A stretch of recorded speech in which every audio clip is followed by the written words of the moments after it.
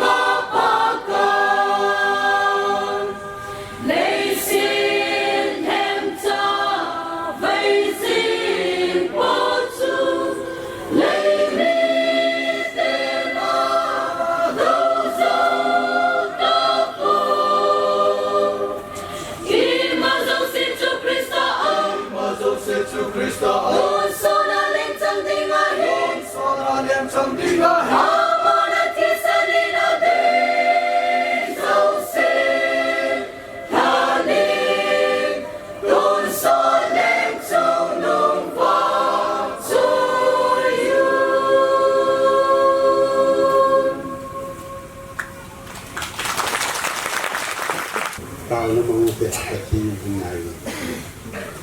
các chị bảo vì cái là đúng sĩ này khi đang tại này chân vào dunia yang hak abang jama aku mkhati dengan yang kang ke khom thi kinwa ha ni bana tol ke dengan yang ni kui na lai hi na phet na ho kamu na nga ku ni te ka he ji na min lo pi sang tan ka thang wa ni pakai nan na ga wi nan ki kum ki ni lan dunia phat tol ding te tu si ding te la sa ding te ka bon sa va ni men sa va ka ki khop na hi hel na tha le ki pa na tha ni ki ki wa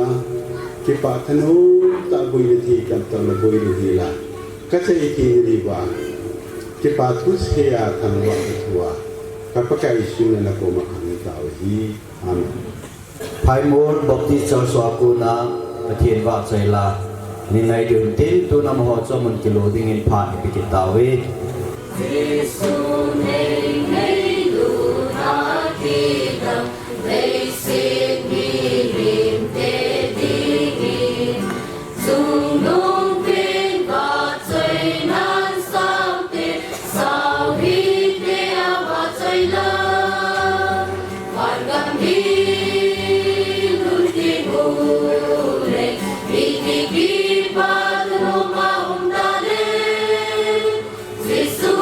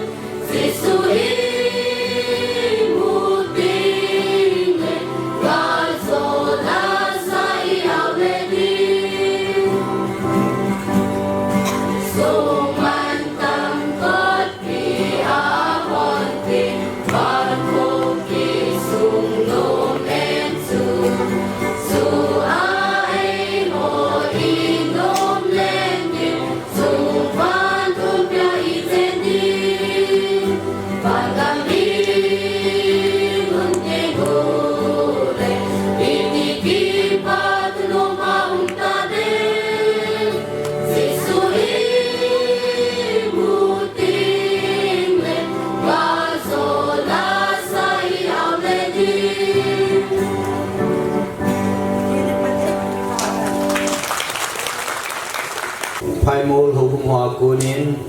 ngui zin zena gilta la ngai ta kisa ngai win ki pa pi om win amo chong ki pa thu se win tu ai hi thil dang dang phat dang ilut masang wa pathin thu a chan ni ni masat pin di mu hin tin thu pi in se pi di mu hi tu chung Jubilee speaker la ko pu Reverend Kamboy hi ji chun Amazon amun la phat kilo ding in a phat hot man tam ta ei mu sa wa pathin chu thang lan ta hin lam ti pom ka sa in pathin in ei ma pui dan hi alam dangin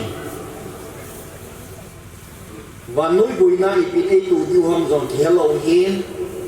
cái dòng lệ phát hiên hối đầm này chân vào nini thum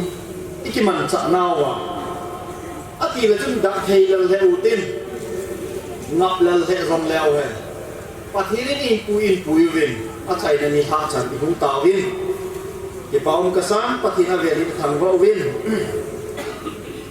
tôi là hiên yêu anh ấy na chụp prom này vào lên Ferry là hi a sao gì mong hi bin na ấy mi tê chứ ít chọn đàn ít năm hậu hiến ít bay thề lụi ít chân làm cài hoàn rong phát rong hi kino mấy thế kino đủ mấy thì rong lệ phát đi ít đây sử dụng ắt say đây phát hiến kino bé sẽ lời nút ta ít cái màn chạm rồi điều hi cái bị sẽ in ít chân nút ta cái gì đi anh đang là bộ đi itu pakai ni na, ama sa dia kung tao yung tin, jing lam ting lain, kisay nung zong le, kisay thada zong le, asay namun ning chopak kinay kalaw dingi. Sule, Kultuh Baptist Church, Platinum Jubilee avela hung kit di ay tapuin, tulahi asay na tayo. Avela hồi gì chạy cái khóc khóm cái thầy tạ lầu điêu hiền program chúng bé em khăn là cái khóc khóm khảo vài rồi đấy đi bốn vài cái kim tạ lầu điêu hiền bang khát lôi cho anh chị mà sao maintain bang khát lôi cho kim chum gì ông thầy lâu maintain cái kia là chum mà cái mình tạ điêu để bằng cái mu tạ lầu điêu hiền đi gặp kia lại đấy bà mai tạ phạt cho hi sụp miêu thầy lâu cái bên áo men ai pi rồng lẽ tu lại hin itu piu wa hong le lu kit tau din hilaya ho bung ni ho le program committee ho in ahin gun pe no chu some number sunga chu imu tawin ichilai a kita langin ki ho pathina ki ngai ke hi ve ti pathina ki ngai ke hi ve ti pa hi imang chawin kang chu him kyo lim tawin chu to ban zo ma chun avela hi chi hin symbol ki ning ting a chai na ni ha hi to honen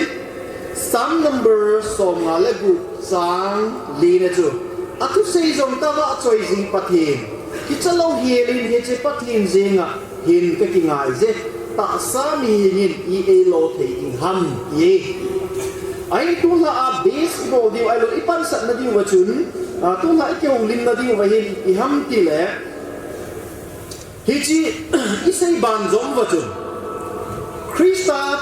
a ki ngai ho ai lo wala pathina ki ngai ho hin khu mandi ai lo wala hi chi pathina hin ding te na Jesus Krista hin ding ai lo wala pathina hin ding dan pi pa zo ai sai o din chi ne ding a chun Galatia bung ni chang som ni na chu a ve thin veo tin a ve thei lo ro ko de pon ke man siming tin Galatia bung ni chang som ni na chun ke ma Krista to thing pe la het de tha a ka hi tai ke ma a hinga ka hi ka poi Krista chu ke a hinga a hi bo ve tu a ka ta sa the ka hin hi ke ma e ngai lua ke ma dinga ki pe do pathin cha pa ta san wanga chu hinga ka hi bo ve pathin a thu isin do bo ke wa ni phat thei bo ki hen lang chila Israel Bible chang ka ve na le ni ka sa le ezegin hi chi ka sim do hin ke yo ha ta in kalung thi mi chalen sabon e chogin apange hi pa ta sei do mo min ve leo chun a chai na lama chun I pia sayam te a chai na lang cho ve la ka sim do ki no me tu a ta sa pi a ka yin hi ti tu a ta sa vo pu a hi chi ti ba pu ma ka hin hi ti so e ngai lua ki ma dinga ki pe do e ngai lua ke ma adinga ki pedo ipia tiam abana chu ki pedo pathin cha pa ta san wanga chu hinga ka hi bo ve chu Krista to ki pe la ki het me tha ka hi tai a ki hi I ga ve na le ke ka hi ta poi ti chu ka hi wang ke ka hi ta poi Krista a zo ku ka hi tai ki hi ngày tù đến số cái điều Jesus Christ ta sẵn này Christ kỳ ngài hồ Patina hồ Patina kỳ ngài hồ chứ ý thì ama chỉ kỳ ngài thể diện là điều lệ ama chỉ ý điều ý hình điều hâm thì ba hình ngày tù leo này tu sim khát say đầu tiên chỉ missionary hồ ắt tại hiện James Garrett thì ba hình cố tu sim mặc vào leo hết James Garrett thì ama cái gì Pickering England gama cô này missionary adingin cùng sáng khát ra hết lẽ som thun là hết của mình hình nè thế nào vậy là hình nè hình nè na hình nè hồ gam tui cô là hình nè hồ gam tui cô gam amin chu Fiji thì ham Fiji Island cái gì na hi chi gama chi phát lại chu hình nè anh nè ô sai hình nè nó nhiều là hình cho nè ô chỗ na ấy chu hi chi gama hi ama hồ hi missionary dingin akal sum tao Fiji Island na mi te hình nè hồ có mà chỉ định hiểu cho hệ in ala hình nè hồ hình đàn nào cho công tol pa ne het mà chứ e chu ni PSM James Garrett ko ma sai ta ni James Garrett hi chi Fiji Island na hình nè hồ ko ma nó chỉ hiểu hi nang ne hi nắc kinh hồn không bị hỏi hi coi mà cha a hinga hung kile ding wang na lo di bai tai i chu na til kidam chu ga ngai to leo chu na so ki te ho ikal so na ding kana ichi na chi hinga hung kile lo ding a mi te se ye te til bai lo chu tu a zong hi a kisa a hu ka hi bo ve i chu pathin ka thang wa ne Sunday worship service zika lam ho ni kai ding dan hi ale aki khen ho nei sa tang nu hin anu cho do hello tu zin ka a pastor pan pathin chu ale na le he ati chu na ati le anun do hi nge boy ati chu sa pang thil do ki dang chu na pastor pa tu zin chu sa pang nu chu amel chi chu anu cho do chu hello tu zin ka pastor pan tu zin chu pathin cho le na le hi e ho sanga le de ti chu na te anu no he nge boy ati chu e ho sanga le nei ta chu e ho chu e le ta ding pathin zo chu a puda la chu ki mu do zo ti ta ti ne chu na e hil che dan chu ki che the na ke the mi in pathin zo chu ki lang do de ta ati chu cha pang mu hi chi chi chu i pizinam ti le so cha polin zong ale kha thot na chu i PCM ti le pathin lak au chu nang ho suwa ubi ta e chu na hi chi na ho in thi pathin ho in thi chu ne ta pathin na chu ne ta pathin chu na suwa ubi ta ti ta chu na Krista hin na ile wa chu pathin chu e ho au ta ale tu ne cha pang mu na se chu anu ko ma cha very simple hin meaningful ta e pathin chu po do zo lo da ma ti chu thì Christian thì không ngại theo cái số cái họ. Jesus Christ ea kuna amu độ thể này à, ea kuna patin apo độ thể này ngã chú, chính thế ta hi khu hạ ngài gì, chính thế ta Christian hình khu, im mà ngài, Christa cái ngài cái hi, anh nói patin cái ngài cái hi là ít gì ngà là, ít patin ea áo thể lo, ít lăng độ thể lo vậy, tu này cái khu patin ngài chú. I Christian in good. Hui lang zon ni him ki pa iki he thelo wal iki phun ki ngai ta. Ha zo si a I ta bang pha de zong le I Christian in ko hi lin ge sa a Christian in ko I man ngai zi. A ti lo wal he lo ka hi e zo ki po do in tin ai lo satan ko chu hum po do in tin Jesus Christ ki sel mang hi I pa su mi lo de. I Christian hi na ba ti mo pong put je wa I kisin ku ki pu wa I ki mo dik sa pi je wa I hin khuman pai I ki fit kalon jo so cha po ni se jo no to Christian le ka thot nei we jo le ka thot chi pian ti ki sim ding ti nei jo na le kha chu bin thot ti I mu ti a le kha chu ki sim so I ta bang ti Itia say ham ti chu ishimicho. Ya chu Krista le ka ta chi wa isu wa pa thin han out cherry tal. Mi hon ei ship the de ding mi hon ei mu the de ding a chu. I Krista ni ko chu iman ngai he ti ba chu.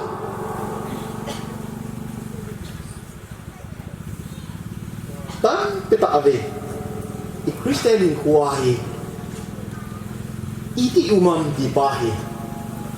Kin say yung nang na ki he. Dia chu ei mai ki vet pa ngai ta chu. Aba na isai lom jun. Itu sini. Ikisi pa ngai zi. Ai lo wala itu sini iki hel sa ngai zi. Ipui pa kana pathin ying lo wa chon te hi ham. Pathin hezing te hi ham. Itu sin lui chu ve he tin. Pathin sumila pathin do na chon jing te hi la pathin de a chu ki chon ham ti pa ki ye ngai chu. Peter Drucker hi di na sai ni. Na thi nung ting la mi hon ki ta bangin nei he jing le na no ben ati. Na thi nung ting la chu mi hon I ta bangin nei he jing le na no ben ti chu. I thi nung te ai I ta ha nung te I lo te mi ho chu ai sei phat yam ai sei shi. Itu sih itu min ayat dengan di batu dia kau ngaji ni. Mengzo sen tu sim kene sok ke. Yesus itu sim batu apalam hizong le, aselam hizong le, tu sim tu kene hizong.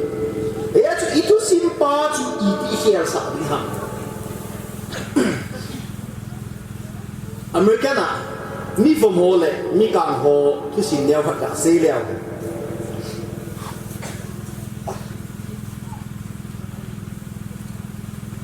American President anahi kaga suminggang selin Obama na hinasana negro pa so ama President hung kay chun mi sang som ni val ki khop na chun speech abola chun American so aki hele ti chun na American ki hele chin chung chang sai chun American ke hial tai te asai te le ti ham ti ba che de le wa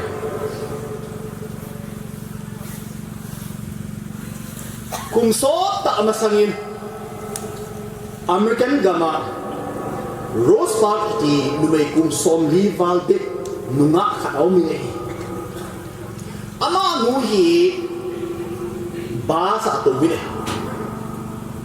ali chi ba sa to na hi Ichilai pana chu American gama mi form hole mi ka ha ta ki he chu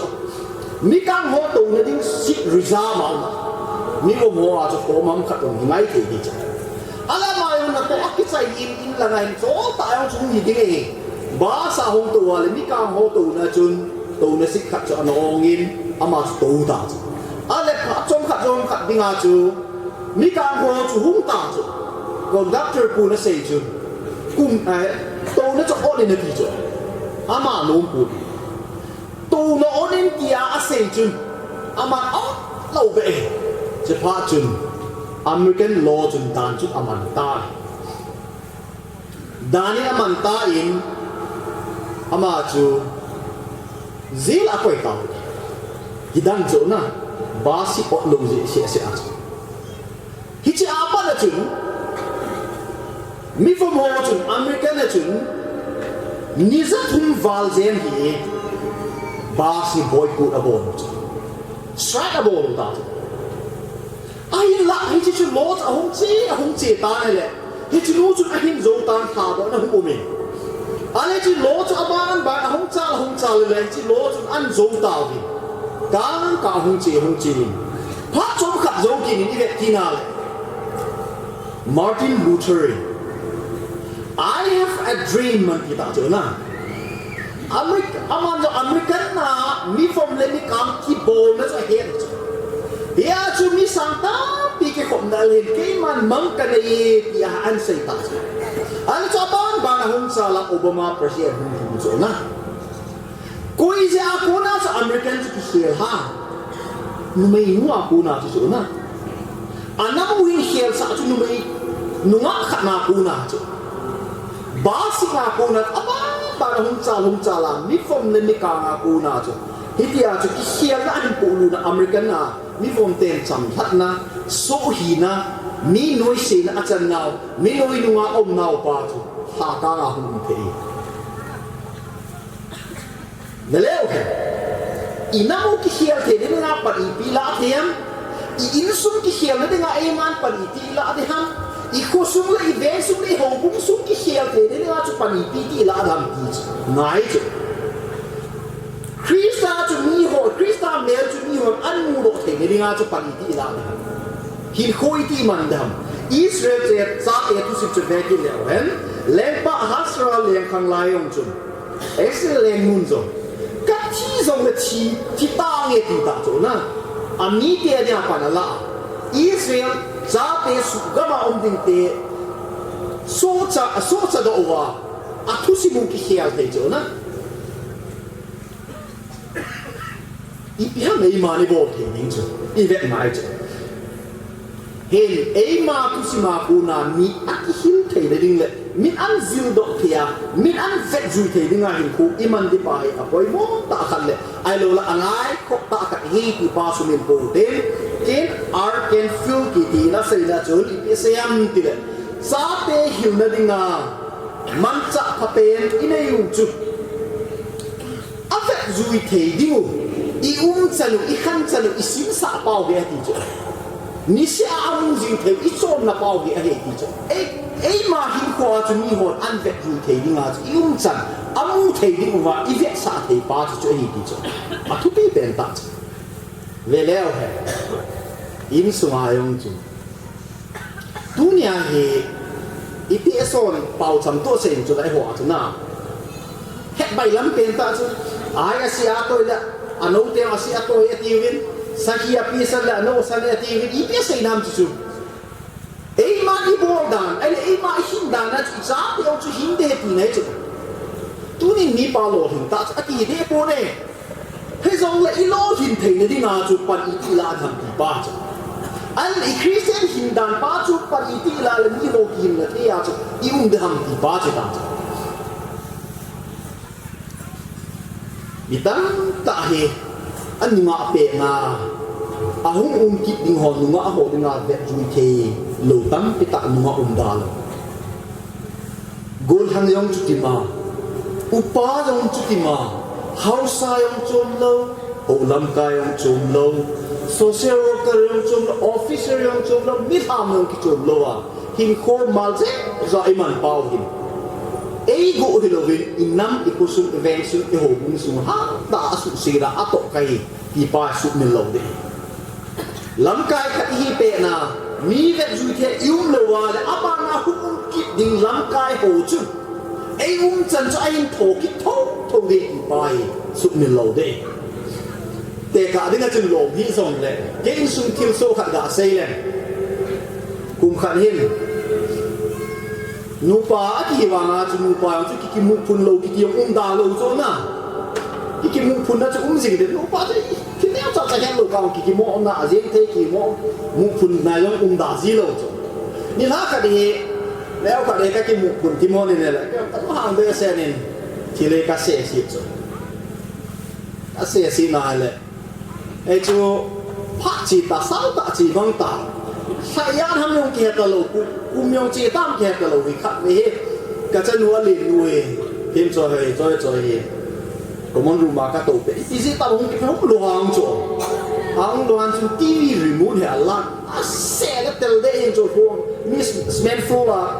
remote ki che tu nas cha pang ni ma chu ki tel yin cho si cho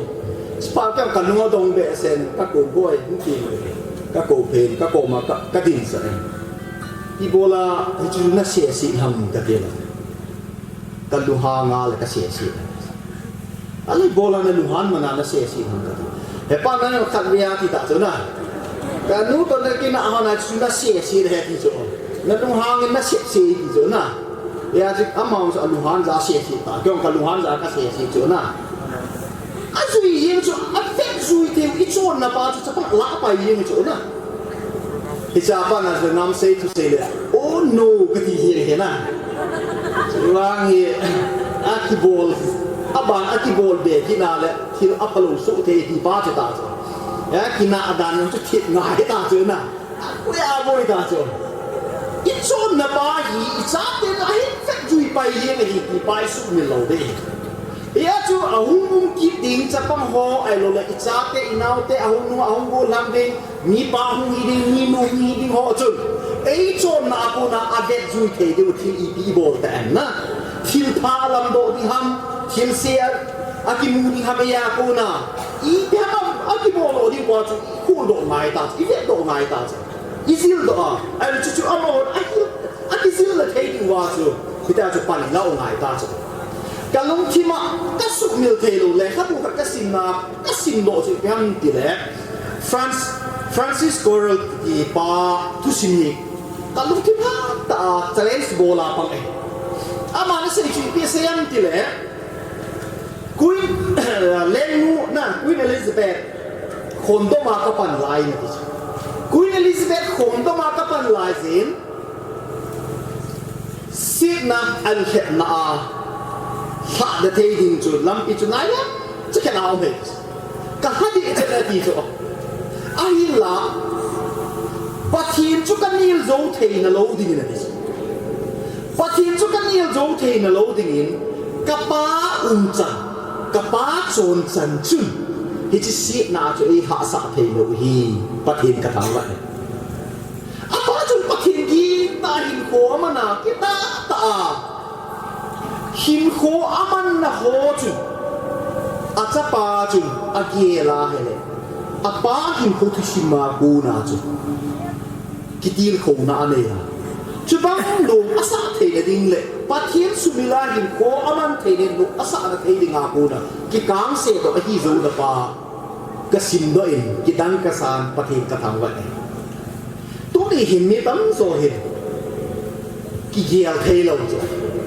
อีป้าจูลำกายหันไอ้เราปัดเทียนยิงตาหินโคมังซงเลยเอ็นโนอิสังพอดเลยกิเซนเทไอ้เราเอ็มมาดิ้งโบกิเวเซนกิโซนะเฮตาจูหินโคมังยังที่ดากิโลอับดุด็อกเตอร์อับดุเอปีอับดุกาลามไอ้โคทุสินเกสังเฮโซวินเดลชอบใจกระใส่นมสิเพียมติเลยกิดังกษาเนี่ยอามานะใส่นะจูมีเพียสยามติเลยนิขันฮีสกุลลาโกรินของกิเลนนิทาเองกับป้าอินกับสกุลไกดันคูจเอดงอินอันละอีติกระโดนตามติจุกะเฮตะปูอาซิจุดยัมติเลยกันรู้หินสังหาอนากันฮีเอวจุบูเนตบูเนอจมีอามาคนละหัวสัตว์มันมินรูกิหัวนี่จุน่าทางเป็นนิทาลังเลยเฮียจุนกันรู้หินสังหาอนากันผมเดดูเซเฮจิเฮียจุนกับป้าโกมาหินไงดำอันนั้นก็ถูมินอันนั้นอุเบกิจจุนกับป้าอโดนบุญนะจ๊ะที่จุดดังตักขัดให้อาป้าหินจะจุนอีกอโดนบุญนั่นติละเพราะนี่อาทิตย์น่ะอาจินุสอาเซียไอ้นี่ที่สุดโกมาจุดพิเศษติละกี่มันสังหาอากิกังวงกระดูเอดังจ๊ะน่ะสังหากิกังวงกินกระดูเอที่จ๊ะอะไรจะเสียน้ำเอาเฮ้ยไอ้ด็อกเตอร์เอปีอับดุลกาลามจ๊ะมาจุดดุ้งดุ้งเสียงดังจ๊ะมาสกุลไกลไลท์ดิ้งดังนี่ถ้าหินอาลุกดิ้งเองอาป้าโกมินฮิจิมังพาอีเซดิงอาจุนไอ้ลูกกุดไนท์อีเซดิงอาจีหินอาป้าโกมินจุนอากาศหูทิมซาอากาศตาเอป้าจังละอากิกังวงจุนดูโมคำยาอากาศตาจ้ะอาป้านี่จะจุนกังใจก็ยินกันบีงาเสียที่เจอหน้าฮิจิจังละอากิกังวงจุนมีลุงที่ดีมาจากสุนันโลหีอาหินละอีกามาคูน่าหุ่นปอดทุกเงยโลอิเซยินมีลุงทิมโลอสุนันเฮียที่เจอหน้าฮิดังโจเฮียจุกะเฮ็ดขัดจุดยามติละมีปาตัมโจลงฮีอินสุมาฮีอพุนเตดินพุนดิ้งที่จุมีปากินดานาที่เยลอยอมโจน่ะ mal cha thai la thai a tau a dau la dau e chia ka a kha do la khai ai lo ai yi na thil kha a bol kha chu ka chu ki complain jin a tui kang te thu si mi ha so ke na a tui anu a tui no hu pia hai le na kang he ti ta chu a le a ki na he a kan pi le na hon he ti ta chu naสิพานะขันว่าลุงดงตาขันกันนะขันหุ่นโตเลยอาเปียกินจุนเปียสิ่งนี้เหตุทงน่ะอะไรจ้ะนะกันที่ปานหุ่นที่ปานกันสิ่งอะไรจ้ะนะไอ้พุทธตันตังทำอยู่จ้ะมึงไม่หอที่เงาจ้ะบุยอาบุยจ้ะเฮ้ยจ้ะที่จีดร. A.P. อับดุลกลามอาปานะเซนจูอับดุลกลามปอมาจุนนันนูฮีอมองอาจงฮีสุนิทุแกนาอโกนอาเหโจละตาเฮียจุอาจังตะกันจุนาวมคาฮีจุนะบุยสาลูจุเอ้าฟังสกีเลยนะอุเบลไม่เบลจุปุลังไม่ดีนะจุนะบุยไม่ดีจุไอ้ฟังจะกินกระดูจะเล็กกินตะลงจุละนะกินน้ำตะลงจุมาดีกว่าจุกินกันดูตีพานะกินตะโลโจกินไงดำได้แล้วเจ้าบุยไงตะโลโจเขาจะเขียนเลยจะฟอมเดดูนั่นลิมตอกนะนั่นลิมากินวัวตาฟอมเดดูเห็นไหมนะชิงฟอมเดดูลังกินอะไรไม่ได้โจนะอาสามสานไอ้หูกินอะไรดิอีกินอะไรดิกุยบุเนตุยมาลาโจนะกุยอันเนตุยมาลาโจบุยนี่ตาโจเฮ้ยเจ้าสุดเดียวเยลโลเกคริสตาจุดที่เอียกูนาจุดหลังตัวอามีเด็ดอาศิมเทดามที่ปาจุดเวทลงมาอาจารย์นั่นละบากษาโน้มจุดทิลพาโบลินเย่คริสตาที่ง่ายจริงโหจุดทิลพาโบลง่ายจริงเฮ่กาเลเทียบุกจางโกลังจุดเวลาจุดทิลพาโบนั่นละมาสิมติในโลกอุมุเดอีฮาดาโลกว่าอภัสสะอากาศโลกอยู่ที่จุดเฮ้ยนี่เราไว้ที่พาโบตาพิตาตาอุนตาดิวชิมเราไว้โบเราไว้สิเนี่ยทีมพาจุอีกโบลที่ทำที่บาจุอีกเยี่ยมสินายจ้ะฟุตบอลเพลย์โหเฮนี่แต่อีกที่สามโลกว่าฟุตบอลลุงลุแต่อยู่จ้ะนะเฮ้ยจ้ะฟุตบอลกิจมอกุยความที่กิสังหาตาหน้าเห็นจ้ะดิวเจ้าตีลาจุกันหาเห็นตุ้ยลำเห็นกระเฮตาเห็นเปียเสร็จปุยยังไงตุ้ยลายคำท่าตาเป็นฟุตบอลเพลย์โหจะปุยที่ทำที่ช่วยเฮ็ดดีพาดขนาดจุดตัวโอ้ยปูเห็นเตะหัวบอลจะมีฟุตบอลสร้างตามันปูเป็นมาดีงานจะกันนะอันนี้กิจวานามินเผาลอยกันอันนี้หิวจ้ะเดี๋ยวอาคาขนาดที่รู้ไหมที่จะป้าจุดไล่ที่พ่อบอลเลยละมาที่ขัดกระใสโน้มจ้ะลิเวอร์พูลกลับที่เฮลเลยนะไอ้เฮสิเซนนักคนหิงตุ้งเตี้ยวลิเวอร์พูลกลับนี่ที่ป้าไม่ขังท่าแล้วกุศลนะตั้มโดนเห็นว่าเราเห็นหิวจ้ะนั่นลิเวอร์พูลที่ซาซิงที่กระตาซะดิไอ้เจ้ากลับเอาเผาลอยกันลงจะเห็นที่จะกิจมาอันนี้ทางลอยขัดลงอันนั้นที่เซเนเกอร์มีสตูดิโอที่เดียมเมเนที่เดียมนะเนี่ยเขาว่าน่าจะเขาว่าน่าจะอุจนาเนี่ยอุจนาอามาหินกูทุสินกูจบเจ็ดกะเสียแล้วเหรอกันนู้มีทิลพาอิจันเกียบอลันนะที่จีบ้าคุณอีพีเซียมที่แล้วโอ้แต่เทียนตะมินทางตะหินอามอสิเนเกอร์กามาบิดไปมาดิ้งเลยยุโรปกามไอโรลิตาไอที่เสียดายแชมเปี้ยนโฮกิติโอตับยอเปตาโจนะอามินจีลอยกับจุยตาโจอามาน่ะเสียน่าจุยพีเซียมที่แล้วที่ที่น่ะเสียเนี่ยอีโบลาไอเฟอร์รีสมกังไอจ่าที่ทำที่สมมันตั้มปุงสมนี่อีโบลาก็ที่จบง่ายยังสุดเลยเลนนั่นนี่ก็เลยง่ายกว่าทำที่อีโบลาที่ชอบจะเก็บกระจกก็ที่จบง่ายกว่าทำที่ชอบเห็นเอกิปาสะปูนตีอาทิตย์ที่ชอบเห็นเอกิปาสะปูนตีก็กินลิ้นกิวานะดินหาสัตย์อินนากันนะต้องอินเก่งกิวินบูนกันนะเปอินเลขากันนะซิมโซโปนฮิละตูนินไปสาตันตีกสังการฮีกชุนกมีเตกิทูปีดินโซฮีก็กิปานะฮีอันนี้ที่ตาเนี่ยนะเขาสละทิลตาปะกิลำดิ้งปาอเดสาตลงโซมาที่ชอบจะอันไหนจะตะปุยที่โจเกียร์ดิ kami te ka ke thu pi ding chu ke ya dinga apha zoi ipisinam tile amao chu ki le chu ka vai cha ka gen thing ne ading ka nei lo ji chu na ha tan gen thei ta na ka na tong le bola pe no min aneu nga ye chun bol ke chi me hin thano me hin ai ma bol pe le ding chu put lo ane ke so zo lo chu ka ken ke wa ka na pe he ti chu na bol yo chu ho che le bol cha pang cha football bu ki so zo men ki chu le na ai ma ma chun zo chu ka na nei zo ku he ti chun ka na u men ai pu hin sum tam ta ka san ta ya chu ka mi te ka ke thu pi no me chu ka ki pa na pe le aman asay be na chu ni sayang tile school tam pi ka satan agamu wana senior gama chu sum tam school tam pi ka satan stadium khat ka sain e aha sa ding si ho ne ding le silding a chen ding win be be chun ke thu pi na kana pe senior gama gen the de ni ho hasin euro sum 70 na euro sum 70 indian sumadinga sanga le zasagi le so di jo he chu fasse le again te de ho chun ne le cha ai lo in chen lo chen apisi na ding ho chun hi chu ho chu kan na tho ka tho jing jing ne du pi ho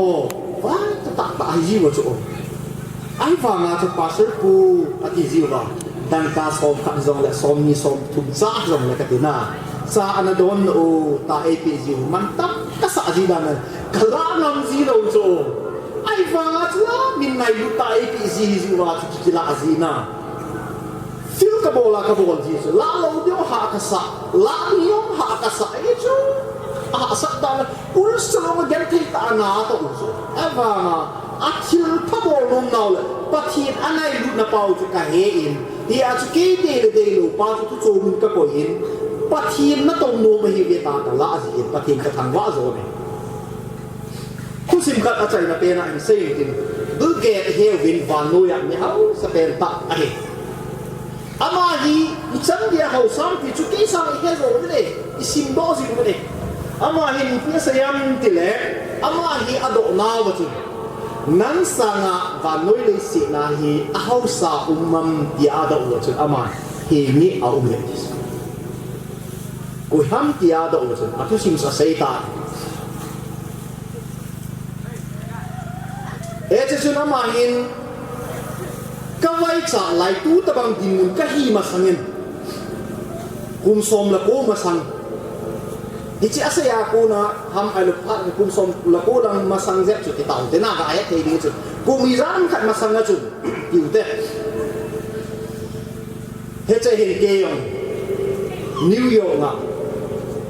airport na ka chi airport na ka chi newspaper hi kasim no bet ale newspaper zo pa ko min ka ke so binga ka chi ale ka pai sa chu anong akitu om thelo ji chun ke so da tang ka ti le newspaper zo pa chu kila in again ka kila in kasim ta ale ka ka ki zo ham thai za ka zo ke chu ka chi ki ne hele ki chi pa ma tong ka ki tu ki ne ji he chu ni pi sa yang ti le chi pa ma tong ka ki tu ki ne news ka cho ki go na ka se ki na le asum chui ti ma chu aboi ki nen ka le pe ki go na le ama hin anom pui di chu kila ta atu he chi chu kila ai ka man di lo ki he atu nga ka pi ne ta e di chu ai ki chu ka ki khen ngo ne ale hi chi zo wa pat kum som la ko zo ta bang chun ke hi wa no ya kong hau sa ta mi nei zo ta khat le mi he thei ta wa noi zo ko ngi ta ne hi chi pha chun ken no ka ki la le ni khat hi chi new zo na ai le chi airport na hi chi newspaper zo pa he ka lunga hum ki la ne hi chu ni chi pa hi thil khat bet bol pi nge tin ka ho la a ho le ding lam pi chu om thei pun ai google hin ka ho jing le khat la ke zo la nga hin cái hình độ tai đi chỉ phát chun Amazon hi chỉ là airport na news zo pa news chỉ là anh zo pa hi am cái thế hệ nhẹ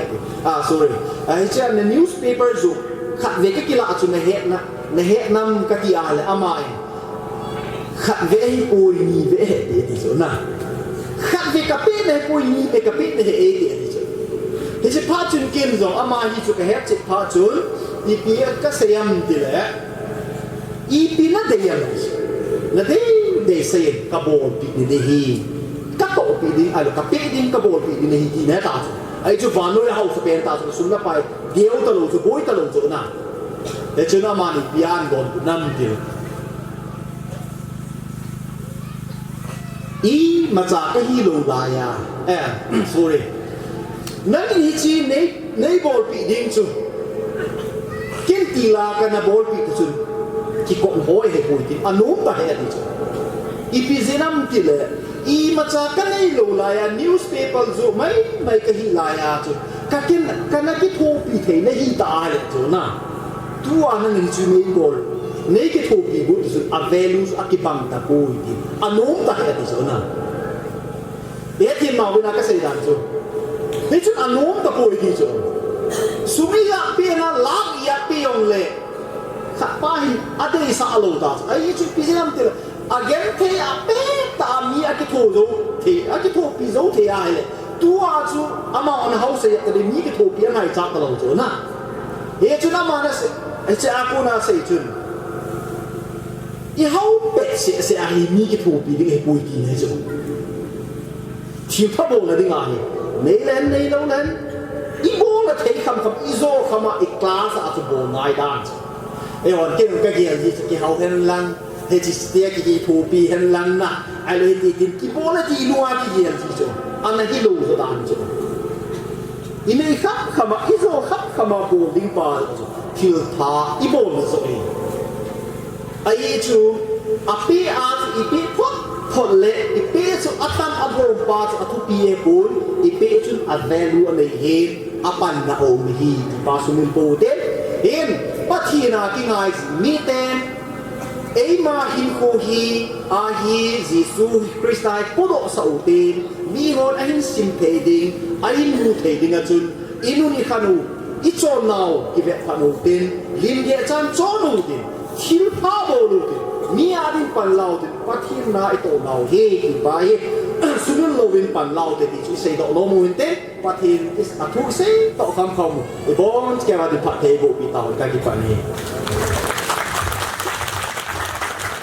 tua hi secretary report platinum jubilee secretary in part na hin la de hi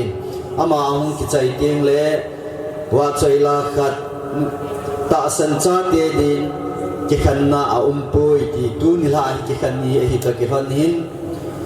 nu ngai za ha na ku na en ngai du hin tin tu in secretary report chu an ngai taw te phát cái bao ta phát hiện tu nín hạ chân na đâm lên Việt Nam phá lấy cái hiện phát hiện thằng bạn là cái thế tu nín hạ chân na hồ sơ điểm sẽ na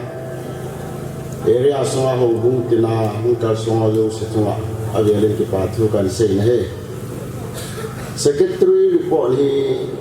detail te in ki pele phak so ta lu de hi je chun agom thei lam pe na akichi thei lam pe na kai kon de den phata ta in ngai ding jang pa kai min kan ti ne he committee chan si to a roi le go to khom pi ho te hin ho bung ma kai na no ya hin ke dang do ke hi bin chwa pan chun committee ko na platinum jubilee hi to bu nang ki nei pan na hin ki bai hop nang ki pan hin portfolio ang ki ho min se ba na chun January ning kum January 2020 January chun khat ve kang ki ho pan win July lan khat ve ka ki ho khom win October la chun khat ve ka ki ho khom win china ka sei nom chun kultuh jang hi akham kama cha la na school ke kho ja mun choma kamun ki meeting khom din ka tiu jang la kha ni alu na lu chi ji chun ngai lu na nei tan ka dal khom wen ka ki su khom ti ngo le azan thum azan di ge thum baro pung kha chani ka tu ji wen tu ni ko apha la ni ko lun ta ka ding hin thanom tan lung ya kan sei khom wen dong ki wa khom wen Jubilee program to bun kan nei naw hin thum ve meeting nasatan kan ni to we ti cho masapina kan pun do hin te ani na platinum jubilee to mul so le dinga kichi hul mun kem mun sa na dinga tha ho bung ku sung min kain je ko mo hi tam pi amin kichi na hin king ka chan wen kem ka sa wen hul ka sa wen kichi na ho bung mi som nga ta dong hin tha som ka se no wen kichi ka se no tha chu hi le tha zanga ka se do win to ke vai na kan kon win ho bung ichi Kultuh Baptist Church muna chen kho mo hin tha ni ko tha ka se do mo mo tha zanga lu ne abana hai mo lo bung hin tha ka ni ka e hung mu win chawai mi som le mi ni ahung ko nu win chule al kun man ho bung a ko nin ni ko ka e mu win mi som le mi ka ahung ko nin chule mo wai lu ho bung a ko nin thani e hung mu win mi som ni ahung ni tha som li ahung e hung se ro pi ve agom goma Kultuh ho bung le phai mo ho bung le alkuman ho bung le mobile ho bung hin hichi to bun na tha siang do mo mo hi abona tha zanga le som bu le thum a siang do e tuin a gom lam pin sumla pai lam thung thong do an te sumla pai hi cho to mol sun de ngin sum tam pi angai namun amun ho hi abi bi ke sei la tam ding ji chung agom thei lam pin dingin platinum jubilee to bun kan nei na wa sum kahin bui piwa sial ka bor ho category sial ka bor ho zo si chung hin ka don do zo si hi abona sumahi ka simong du jan hi lak li le sang som ru le sang nga le zagu le som nga he avelin tong do kin ka te is secretary report na hung si he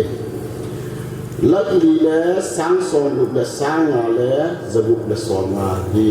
sumral li ahung ne hi in hichina explain hi le hichwara kan mon kinwa tilkan suro wa atil ki wa hung len do na hin sum kan za do ho hi le lak li le sang som ru le sang nga le za le som nga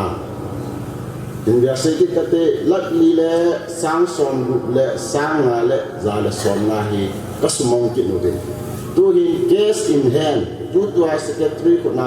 sum kan ni zana kan ni ve sui agom na mai pun do hin tin abana Hichin Jubilee to gun kinai na hin bong chal khat vo chal bu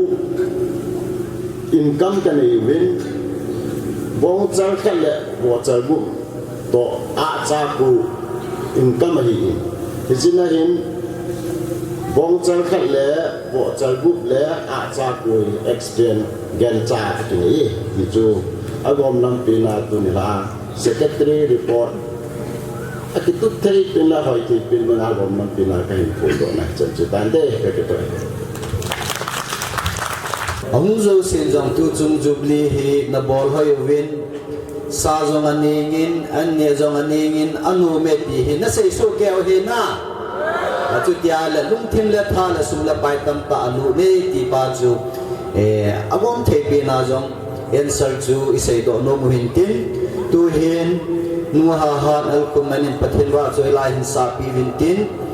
amai na hin sa zo ting hen ki pa thu sei na hi platinum jubilee celebration chairman pu haman phan in la pi pe do it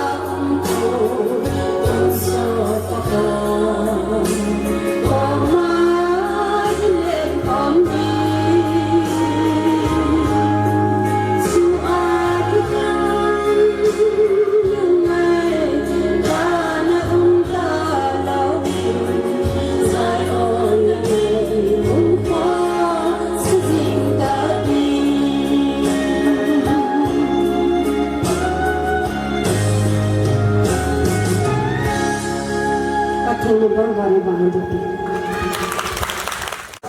mà hi panel lai pe apana hin sa hi kan English ten all is go la ti tabang win alui ho hi angai che in na ki pa pi am he jengin langa ko na de han dum zui za achai ni la hi to kelani sa pi hin avel vele na ma chuna ki pa tho se vil he tu hin ki pa tu sei na pha pung hi di hi tain chairman pu chu ka hin hoi mo di chala na hi to nan khian le aman pha hin lan tin châu phan le ama pha ni ki chai ting le thu ching pa pha ni ki ding he Jubilee committee ki sei masangin pi le ho sapu phat ani pi te ama in ki pa na thun sei tin ama nan sei yo ti na kin kan la ni te rồi minim nói cái như này nè cái chú cái giờ đã na chú phát ra hoàn toàn cái lệ nhưng bị thầu là cái đấy nhưng phát ra phát rồi đi cái thái ông luôn bây giờ thế đi ông cái gì yang lệ các bạn này vật cái phổ luôn giờ chú có khỏi yang là chỉ thủ tam tin nên không là nó là chế ông là ông ta sẽ bị cứ cái gì cuối chung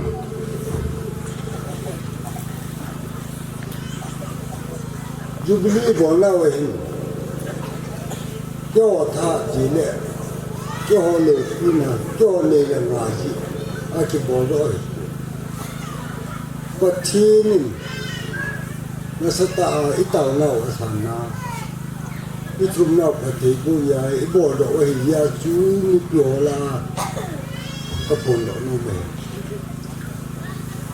gì chỉ phía cái tiệm thì lệ kita bola kita koma body ini kapui ka na kai la an home base an neo base ai le ông không nào chú lắm cả là in đi tâm độ tâm nhìn chung mà bùi ở tâm này các cái này tụi nó hình ở chỗ thị hiện ở chỗ thị là hoàng chính và thiên có mà nó stand cần tao cái nàyประเทศนึงจุนมาจากที่บอกที่ยังเล่ประเทศก็มาที่ไหนนะที่เต่าพาจุนน้าเตี้ยหัวจ้าเตี้ยหัวท่าปีนจุนเล่ลุงยาจุนนั่นปีนแล้วโตที่นั่นพานั่นปีนอังจัดเป็นไงเลยก็กี่เยล่ะก็เล่ประเทศนี้เป็นปีนันนากษัตริย์สังกษัตริย์ยี่จุนcái năm nào có mình Christmas cái ngày này là chúng đã đi mấy xí mình lần mai chẳng thật là xí nhưng cái tiền có khó khăn là mấy họ xí các bạn của mình nuôi tết các cái các cụ của mình cha có mình các bố thì không cần các bạn là các xây tiếng mai chẳng thật là xí nhưng cái tiền giờ chúng các cụ của mình ở mọi không quên cái tao bông và thì nếu dùng xe nào cái ấm được ai hình thế tôi chúng Jubilee program giờ lần ý kiến là cái tổng thiếu chút bỏ lại thì nằm ở trái dùng được đi về và thế nên cần phải vĩnh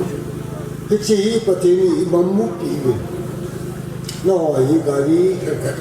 nên cái chỗ sao luôn in chen ya kai nan si pi bin ye chun si Jubilee pong di bin dan se ta le le na se no tu yi bong chun no yam nang pong thi na le ka ki pa be sen wa thi ni ku tu i tel ma lu si dan ti ka ye don ye chun ku ta chen này na la yi chun ka ki pa pi he hi as ma chang ka sim pi nei ve ti ma chang ka sim pi ta na ka men pi ha na anh nhìn là anh mò không chụp cái này là anh mò kêu anh bồ đó anh tổ anh kêu sự mà chán tập bộ anh là hết phá luôn hết cái chuyện của ta mình thu mình phải mua hộp ngon luôn xem naan tông là khán hộp ngon luôn xem naan tông mua luôn xem naan tông phải mua ni ke hon ai wan pa rin tha ta ni se ni ko ta la kan hon ta ni se pi no wal mo ta ni se pi ne le ka ge pha lu be ole am on ne tin tu hom wa ka thi ke ma ki ya ga no chu pa tin ma na to ta ka ge le ke ana tip tip wa nang te ri an ti la bu wa chu ile ka se ki me ti tin ai wa na tip bi wa ka yin cha lo am on su ka ku na in ki tu pi ta ka la he ke ka la yi chu ma ho chu ka ki pa be se ya chu ka pu lo lo me hita bong na hi ki tu la lu wa ile i yo la lu nan ti ka se ro ma me ani chan na ke na chun athum chan na chun history volta ve to ring nang tan thop na angum tan pathilo ki phon do na ring ni khu ang ngai ta pa chun ka ven ka hi le a ho til chan na nang su ke ke ho bum ti chan nang su ke ke ang lo hu ti te le adangin na sa tan nang yin phom pathilo pin na ho phon da ta yu chun na chung wai ka ki pa na lim na ho ya lim pathen ka thang ba ne ya hiti ho hi ka ta an kan tu ga ka hi le ka ki pa ne lim be sen se yin yang ka he pu ka ki pa be se yi chi mong ti yang ka se te te hi ai ka ki pa ya ti ka pu lo lo ya ti ka de do tu ru ya se ta ki lo chun ho sa ang lo hi te le ô salam cài hỏi nó sẽ tạo ngày lúc nãy mình kịp vinh in del kịp vinh in kịp thế nếu sẽ cái này là có thể lột pin là các bốn nó họ gia linh cái lò thế nó họ gia linh thế nếu sẽ hỏi này là như chúng nó họ chúng ta kịp vào cái sẽ nó họ gia linh có thể cả thằng vợ cái này như khối là cái vấn đề ta vinh ta bằng phá ngoài đi mọi người lúc mấy kiểu ở đây ya chơi ở chỗ kita hi ông này ít là một ya chỗ kita tu đi này tan nhưng cô thấy được cô đi phía sau ông kita tới lâu cô mình không ai ông này xem đi đi ông kita tới lâu vậy hết ta bằng lại không nào mà lúc mới là một ta nó những tần hòa anh này tu hi hành làm vì là tôi mà cái sự mà sẽ xuân lắm tuy rồi sam ye ông leo cái bố leo qua cái tuổi của ta hi xin phụ lệ cái program ấy chơi thì sẽ tạo được gì nó chúng ta chụp vào chúng sẽ luôn thấy cái phụ không nhiều gì anh ở đâu này luôn à những chụp vào những hạt của chứ anh này là cái rồi này leo không bay lên không bỏ ra các chụp vào nó cái phụ này chân truy tính cái sự cái mình để ra cho mình lắm nó giờ là các bạn nó chỉ có phụ nó kinh trả na và tiền được pin à hiện tại hành chính cũng đâu luôn này hậu sự qua cô na hậu sự hi na ki pa thu mai ta te ho zau ko hanin kin zong hita bong ki pa thu se hậu sự pu chunga ki pa na kan thum da in sule tu ni la he chai na pi hi to hana ki pa thu se a ke ka hum pan de hi in ki pa thu om ki sei pha le hin an sei chom kim zo lo de hi tai a hing lal awa la em de hi gian sa em lo wa le hum ki sei hing ke lo zo lo de hi in he thiam ma sa di wa ka hum pau ma sa he ple kultuh ho bung kum som se gi la ma hin da platinum jubilee ding thu om ki sei do ni kwa ki pa na hin puiwa zani January date 12 ni hun kim ni hin puilu wa chule zani opening ceremony in manwa ko na ni su hin puiwa tu ni ne ha chen ge hin pui pau ka thin thangwa na lo pi na chai na kan pi ma sa pi ni he chule hitabang ki pa thu se ne ti ho za hi zo lo ding hi tam ti lungyel akinei lai te in van lo ya ne se na ha han lang ai lo le dam mo we si ha zang le pathin lung si le chang win tu chung ikin te ho lo pi ta la hoi ta iman theva tu chai mi ha zong ki pa thu chan ge ti ho sei thi na lai ding na tam na ei ti ma pa ka thi na velin thangwa na ka hin pi in hezi chun ki pa thu ama se pe ni hin thilpi ima wang chu lo di hin khu nei yo se hi a hin la ho bum ni te ho ka ki pa be se zilin kappa hiam le kanu niam am hana le am na ko ni lo se te hung ding do hana na in no to ti la phan te pa hiam le nu nem ki pa me bon chan ko be ni pe te I to ti tin tuk chunga kal le hi in chila kal pe hi in helai screen hi in so muna screen hi in chule a hoi le ja kai zo se hi nu le pa ka ne yo pa thang phen le nu ne le amani in dang ka sang som se gi lu na a bol ti hi in hitsi hi mia ive ti ga hilowin kultu ho bungin kan nei dan ta di wa ai so pi he hizi chun hitsi ho jong si kan nei dan de ta in gam sung hang sunga kin na dong nei amang no ma le ho bung lam kai la ho te ki za to wa ni ku khana zat za hi da zat men na ki bai dam ti chu in man pen te ri pa ti chu ma se pi na ho bung ni ti ho zo si ka ki pa be se ji wa chu ko ki pa tu se na to goma abana hin nang no bang jang le tia advertise I bo na hin tin chule tu ji ma le mani hin committee ho na lungim now alo la program ya kai na lungdan now akisuhan loading amale na nu le na pau kam hane ti hitabang nu le pa lung len ta le pathin that thei bu chang kultu a adi a tu khanga khang tha ti ho ni zalin amani zalin pathin thangwa vin amani chunga ki pa thu se vin chule mai la ma zong hitabanga chu ha lai hin lang atum lai hi jong le kusumi le insumi hi to hana ikiza tu jingwa pan na thei lai jo sia I pan jing di hi ti jo ikitiem ki ne he tunin ki pa thu ya gom goma kan se de hi in committee ho ho gumi te aki pa lo ham tin gyal po hi ten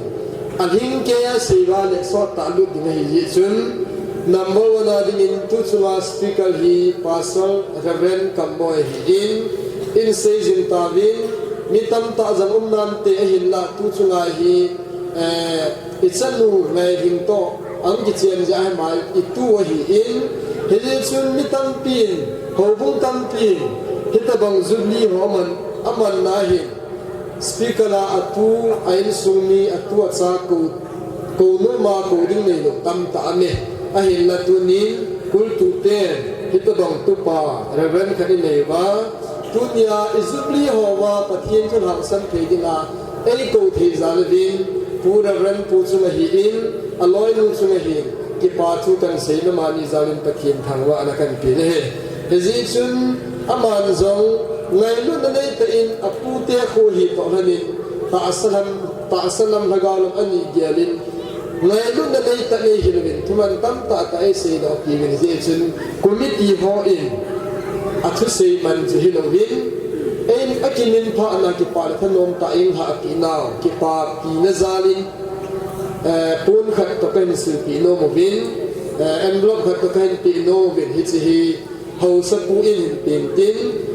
hi su tu chunga speaker pu Jubilee ning op pi naw thunin sei thunin hil na chungwa ho bun ni te le ko sumi te committee ho ka ki pa naw chu hi hung hi ding te pu speaker hung ding da tin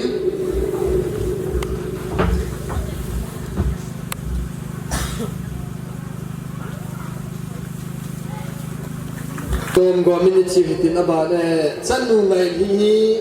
zani ni ku a chanu te ho pun ani ki ve pi ta zin in he hi chiwa chu ni ki yaw sa hai tai ti chu kal khat kan dia la kan thon do hin tin ani na ding in gambe pasol pu hi gol ham hin la zin chapang cha hin la zin ahi amial zong hoi selin ahi la chapang cha ahi wangin chun pathian na chana tong ahi to hanin lungti ta in lungning ta in vai homin thu asay chutol hanin chun tu chung Jubilee ahi naman hi chi hul te ho thin so nei la pi vin chule sovinal te ho thin so nei la pi vin ha tampi aman the ahi la lunggel thiam ta pasal ahi to hanin ama in than ho hi loi dang te ho pasal dang ti hoi ti chunan ho pi in hije chuna hin la man zong kin thu pi ta mi hoi se la ai la pi ma chule gambi pasal hi na to hana agambi sula ho bung in kin nei te ho thun kim nya pa na reception a panga tu achai ni chen ge ya hoi ta pa ai la pi zalwin ka ki pa na wasangin thilin ta ka pi yo provin je chun ki pa mejalin amazon pon khat to an lok khat kan pi no bin pu pa sol lu sit ta mu ding do ngin tin na kan yin hau sa pu in kin pi ki na phan te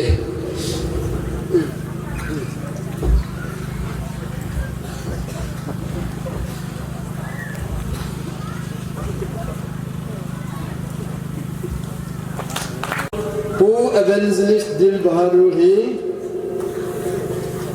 tu chung hin aman zong evangelist pathian chana tong khan hi to hanin phat zong sen ki tup ta in hoi ta in zo pin chu kalwalin zong tu ni jing ka in devotion hoi ta nei la pi bin thu hil na gil ta ai ni je chun committee in ama chunga ki pa tu sei nan ka ki pa ve ti na sa nen envelope ka kain pi no mo vin pu evangelist pu dung do ngin ti na ka hin nei he chi ho sa pu in ki pa nazalin in pi ki de han te tu chunga hin gambe in koila nei jin hita bang kin gun te ho ki nei hin husula nuwa gulang am fu in lapi sading ai lo le piding ti committee ka gi al form aga ki holai ta avin gambe kwel hi coding ti apha ga sa to hanin gambe lam ka ho to ki ho bina le ei phal pi win chitol hanin gambe kwel ho jang thanom tan pan hin la pi win agim naw agan the naw ha sa naw tam ta min ti hi jang le ki ho ngai lu zal chun sei do lo be u pu lo be na thu win langai ta action hoi ta kai thopi gen je sun ki pa wa san in envelope khat kan pi no mo ven hi chi gambi kwel wa hi ali sin se do azim ka ting gambi kwel ho hi ti sa kha kha ten free ka pi hi in tunila hi gambi kwel hai dam ka sang so ki pa le zala kan pi dio hin chi hi pu head de kan hin pi le ki pa min te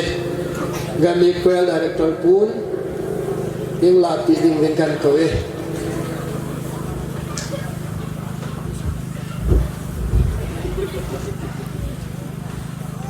aban ni chalu hitin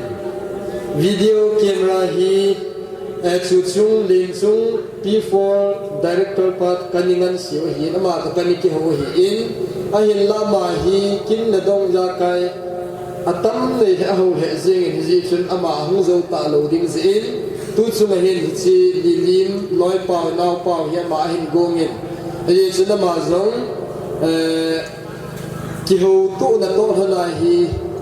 envelope ka kan pi di hin tin nong se ten bi dim nang zong lang si ki pa ni ning la pi di hin kan pi me ne se gi pu het di ken ni hin pi la phan te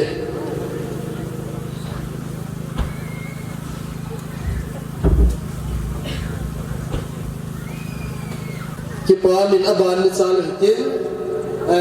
agu na ding hin kin khat ai lawale ni ko lo pi khat Jubilee lo pi ta hat ki mang ding hi to hanin lapi sim ding ti ki dei sen ki ho jong chen ning ning chun ka bui pi na a hin la hoi ta sa do thei ding ai so lo lo ding din mula kom ji win chun pu len su hi tim na ka le to hanin aman yang ngai ta le hin sim pi bin a sim bu ki wi lo bin chen ho chen ge hin bui pi bin so jo si sumru jo si ama le hin pu do in studio lu na kumding chan ge ha man ti in a hin la tu lai net na wan loi bu ni ya chom ya chu chan ge chu thung zo lo da hin tin ai là tu nín quên hồi ngày ta xã đó thấy ấm thâu thôi này là gì chuyện committee ho các cái pa nào nín pulin sung có mà cái pa thứ xây là đi nín envelope cái hình gồm mình chỉ soi ăn cái tê sọ cái nín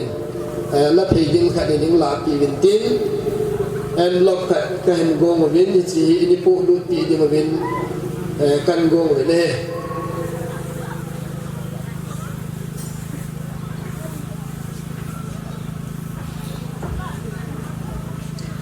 pu hết đi cái này bị đi về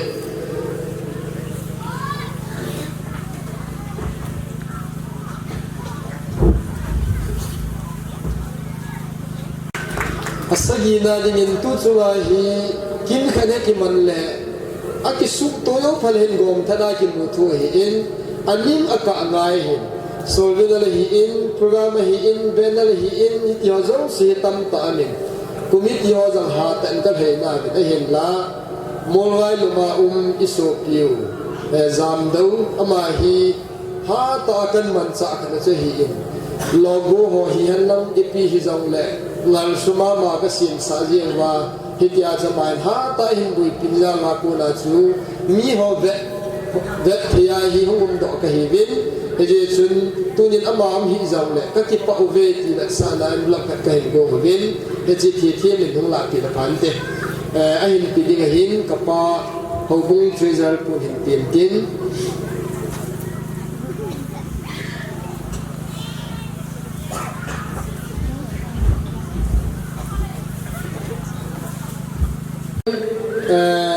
May electric hunalo is in May thua hi akibui na pe ne he hizang le committee ho akilung dan akibui lai ta hin kana ho nom pa ma hin ke rice mill to isim to ale man the hi ti to hanin ke ho sim the chi angai ta pu a hin la phali na ko na so pi mang lal ama hin hin bui pi wa sule ma la hi ti gong lo be a hong ama ka sim sa la sim da ya kai khat phana hi na loi nu na ki pu ding hi ta loi nu ka ki pu sa wa ki go lo be a hi Jubilee hi man jam hoi ta li pin man thi di ba me hi man hoi pa an bui pi hi in hesitation committee ho in ama chunga ki pa ka ki pa we ti ba sa na in thil neo cha ke envelope neo khat ka hin go me ni chi hi ki pa ta san pi di rin kan ko win treasurer part in pe ti ke din te pa mang lal lo tam ha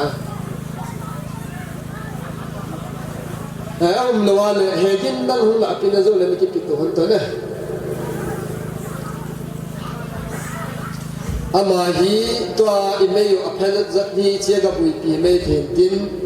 loi pa hin la zi min tin ki pa mi abanin azovin hin sai ta bin hi chi hon sa na hin hap ta khan hi jing pi ke ali ke thowa ku jing ke ki na a nisagi ani ki to hi thim chen na pum ni thuma hin ni so ma hi hichina hin salen hanga ku hon kalal diu het zirin chun thai mula kunin ahung kun vin hausa pu sei boy ne tong gin lam kai na ahung vin abanin lakhana kuna gambe youth chairman pule keso secretary pulam kai na kunin ahung kin vin abanin mobile ma youth lam kai te ni lam kai na in ahung kun vin chukalwal chun sunday nia do hi na to he ki zo the lo pha na hi mobile ma tu te ho now te ho hi phone ka bola ni hu kit di wa hi decoration ning bol ti kit di wa hi ti tia tim na ki ni to hanin chun ma hon zong thanom ta no mo bi to ai chuna ya so yo si hi min it so op ti yam le a bol hoi si cham ki hello we a hin la ma hon ing ki tho pi wa screen khading da hen lang activism a hoi na thei kan ni nga chu kultuh nunga golang khalan yam kam ka chhung ki thowa molwai nunga golang ho an si mo hi zin ahung kon lakhan phai molwai lu chule มูลให้อากูเห็นกูลังขันหินนี่แค่นี้หูเป็นอามาช่วยหินก็กิปานาวกันผงดอกวินไอหินนามัวลุมีท้าจังก็ตีมุตอหินจุนอมอนังกิป้าก็ไอหุปีซีวินตุนีหินซาอันนี้ดอนนั่นเองวินเอ็นลำขัดก็เห็นกูกันที่ลำกายขันกิป้าตายหลับปีดีเป็นกันกินเลยเป็นซาหินก็กิปานจังว่ากันบอลหินสุดเลยก็เสียเบียนอมชูจิมเล็กหายอะไรหินชิโฮโลหินหุ่นที่เหกิดเดียหินเยจุนชิวาลังหิปันนิ่งละหูปีกิดดิ่งวินกันตีมวินวอซาขันกิแข่งอินวอซาละอันลินปินชูกิโกเยเฮชิฮีจิงาทาเทหัมทายาทาเทหัมพูดผิดนั่นเป็นหัวโยสีละขันเซนทายมูลเซนไอซีหกคนคู่อย่างแล้วอากิทัวโยสีจุดนี้ฟอร์มดีเหตุอย่างกันผลดอกโลเมอับบานินจานีสนุกเที่ยวทิลนิกิปีอหินอันนี้กิปีขีอันนี้กิปีหิมลาวขัดนินตั้มตามจงเลยอดังหัวจงลูซิวหินสนุเนียมในหิงเนียวมูลินอามาฮีอันนี้กิปีหินลงเสตเตนเฮจิลงาหงดอาสนุกเตจันบูดิงากบูนทิลฮีกิปาตายละปีดีวินกันโกยเน่เนียมในลหัมเนียมในห้องเราละหอยปีนะห้องละปี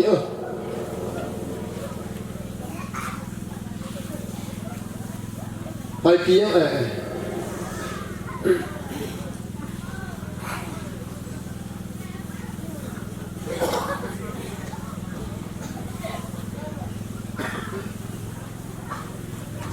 อามาฮีก็กันเสียงนี้อาดิมาชูอาจิปานาวนูเฮ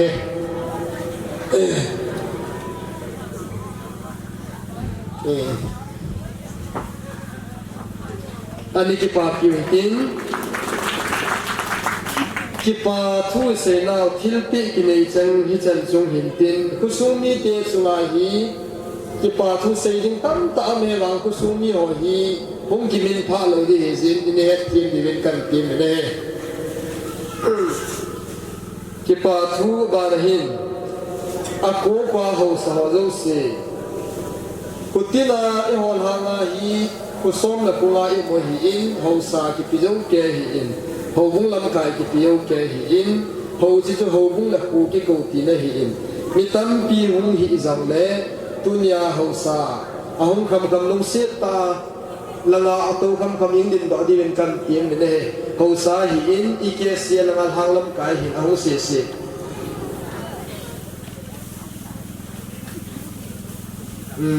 ตั้มไม่ตั้มโดยนุ่งละมาตัวหินกินไม่จินจากิมุลหินกินกิปาวัสดันคนเดนเปียวเตกุจูนี่ตัวหุ่นตัวละหอหุ่นจานหินนมสูมินกิลอยข้อมได้หินไม่จะปังเล่นอัลลัมกายุมลอยกิลอยข้อมติมเล่กิลุมันเนียวินไอลอยหาเซนนั่นเป็นหินลาตุจุงินอากุตินาหูสหอหาลัมกาหันนังจีวินอีกปิวฮีอัลลอฮ์หินอันนมโซเมที่จูก็กิปานุจาว่ากันคนด้วยอับบานินลำกันละกูลาหูโจเซไม่ที่มินจีจุนดินโดจูบอลาจิมุตินละหงดีหินอิจุบลิวฮิหาสุโลปีนะเฮอดีดินนูละปาเตขันนิหงหอหินจะเล่นนัวกูลหันอนุหินจุยหอหินนะฮะอดีอานุเห็นไปเห็นแล้วเนี่ยอามานีหงซาลินปูเตียนหินปูเล็กสบานหินอามานีเจ้าเฮลัยอัลฟาดหุ่นสูอามาหัวซาลินเยซูไลฟูฮีอิตบังกินกิมังซังเลยปูเตียนหูกิมหัวอังวาลุตดิ่งกรามอุ้มเลยไอ้หินลาทุสุงาฮิตบังอาที่วันนั้นก็เกี่ยวพัลุไลตะว่าหงเฮดูนี่นะหัวซาลินซาลินลำกันละหัวเจ้าสีนะหัวซาลินอิจุบลีเตียหงอาหารลูปีดีสเตตีฮีก็กิปานาวกุมิตีทะเลงากันโผล่อับบานินสนุเตียหงฮิตบังจุบลีกิมันเตียงเลยสนุกินเลยดอกเตียหงกิโกซีหินอากินเลยดอกหัวเจ้าสีกิโกเจ้าเกหินมีเอาสีชุนโลมินกินอาหินละหุโจลูตัมตามเมอาหินตุนิน tunia ahung hung chanu te ho zalin tuni Jubilee ha lo pi in tuni Jubilee program ho Allah hi nge ti hi ka hin phong da in chanu ho zo si chunga ho bung le ko pi committee ho zo si ka kialin ka ki pa na kan phong da in ho zalin pa kien thangwa na kan te ne abanin aki chau do ho za hi abon chakaya ki ko he ahin na nitam pi hang zo po in tu chu hin thumam li ham hong bin ama ho hi hung ta hi hanam hin le aki ko ho chu aven lum ta lo he ahin la nitam ta aki ko jam le thum hai li ham hong hin aki ko now aki ko lo chu hin su ko hi ni nai le no ho hong zalin program lo hin an lom so me ka ki pa we ti chu aki chau do ki ko ho zo si chu ma lang ki pa thu kan se abanin ho bung hong ho hi Molen in Christian Church, Molen, Lansa, Maukot, Ihang, Sasa, Lakan, Sulet Pai Mul Mulwailo. Hobung git tabong hi hung do vin. Hitabong ki ho bung in. Hitsikin na dong Platinum Jubilee Mandinga, kin gun kan lewa ka hin min pha nawa. Kipa ta nin ko muwa, kipa ta a ni hung ha pi pe ho zalin ka kipa vin. Ahin la kuneo hin choi le za le bel yan the naw tamin te zan pun zan siling yan the naw tamin tin lui khu tui ne na yan the naw tamin tin pam si an ne yan the naw tam tam de hi ai lo wa la lam kai ho chu zan kha yang chu adak zin imulovin akitho ki hawe ti jang ki zai ahin la heti ichange a hiding ju committee ka de he a hin chu amogan theding ju ka de he no bin kunyo hi da chu mi atam bal ja chu thili hok him ta lo he si a ju program a lo hi nge ka ti we he ji chun hit ta banga igen the na ha san ho zo siu za la chu kultuh Jubilee isu mil ta lo di we anok na lang ki tile num ta hoi ta ka bol zo lo he hin la tha igen thi na pa zal ham tui khai igen thi na pa zal ham imula zan put igen thi na pa zal ma ko na isu mil ta lo di pa zala chu alo pie ka ti he ji sun irin lan ho ikingai dam diu a hin la nang kal sunat suwa ka ki pa we ti kan phon do hin tin ade in central sa sa na kon hin zan ha generator la buye chun amon generator ke ma ba adingan ki po chu hilaya ki mangin nom tai ni ho khom the ni dai ne amo chunga avelin ki pa thu kan sein chule mo loi ho punga ko hin hichilaya controller la hi controller lo la buye hi in amon in pevin hezin program hichin pizan program lo hin amo zan amo chunga jam ki pa thu kan pongin mo loi lu hau sa ho chu yang ki pa thu ka sei azi chu tuyam lai ibin ta lo zi bin atam zon mobile kumuna iga ki khaiwa hi in mobile kumuna pata in khaiwa ko na chu hichilang hi tui ni eng ki phau hin hiji chun hilai khop pi lo hin thi na jinga tui hin thal mobile ho sa pula simang pa chang ho chu ma jong committee ho le kultuh hau sa ho bung lam kai ho committee ho ka ki pa ve ti chu kan phun do hin tin chule mobile ho bung ho jang hin tunya sang box salin te ni hi khula lit phanin kultuh alele gim do ta pun heji chun adan ta hi jong le akemu wa committee sangin a ke thum to hanin amahon dan ta ki kal jang le program te ho lo hin the na dingin hin thal ti win hiti sun microphone stand ho yang man thi hin thal ti le so za la hi program hung lo thing hi ti aki mo do in mual ho bung lam kai ho le ho bung mi te su ma jam ka ki pa naw kan khong in na ho zalin ka kien thawa na kan te ne chule tu chuna hi chi hol hi akum zawma azol zawma abang zawma nang zen akikan zawma he hichi banga chu I ho zo si punai te le le hitalwa punai te lang apan na di dola chu kapanu hulga ma ho zo si apan na di dola chi panu speaker gas ki ko ho zo si apan na di dola ipan so keva Jubilee ko ho jong apan lagi dollar yung pan phan wa program hin lo hin hi ti hi dunia achai na lama ni pi ho zo se tikit ho khom za wa program lo hin hi decision committee ho ka ki pa we ti chu achai na lama kan phun do hin tin committee hon pan kan la dan agom lam ta in azawa in se ho cha ho hi min pha lo ding ki tiang la min pha da kan de kan min committee la ho nom pa kan naw hi chapang pi ne hi a hin la tunya Jubilee i bolwa sa ning da an ne thi naw hi ama ata asa ta ki pa da kon la ngai ho cha gu ma ga ku hi hi chiwa chu committee ho hi pang ki pa wa kusumi hi kalu ki thowa hi chiwa ku na ho cha gu ki nei ta aban iti cha li ham ki ti hi zin min pha lo ding ga tira chu kan har ka kan min pha in tin hi chiwa ko rin sin an ki chalin wo cha hin wa hi in se ye he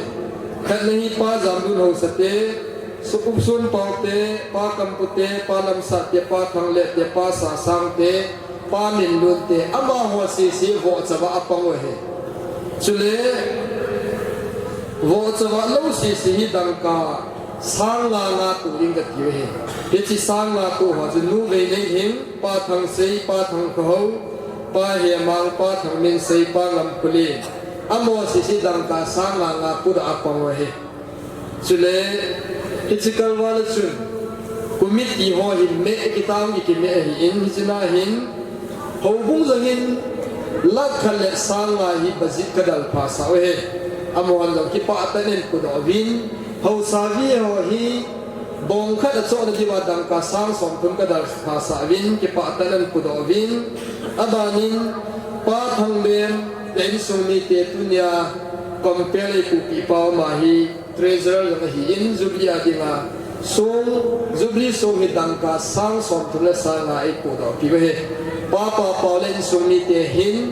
nu me ho king ne ho thil pe dang ka sang som ni ku do pi win pa thang ma len sung ni te hin camera video camera adi hin charge adi hin dang ka sang som sang lai pu do pi win ke le kan sung ni te hin where ho ki pa men ning dang ka som la nga ka pu do win pa thong mi len sung ni te hin bo cha khat cho da ding dang ka sang som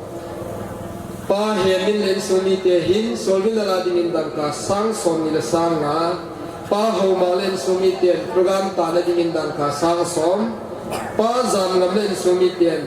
bong khat so la ding hai dang ka sang som thu len po do he aban le pa thong so len sumi te hin ki pa men wa ding hai dang ka sang som ni hin po do pi he chule pa yem le lu ne ma ma nin dang ka sang som se yin po do pi wa so jo sia ko na chu tu ni program hi chen hi chan ha te ki pa na na chu min san sia kan pu do hin tin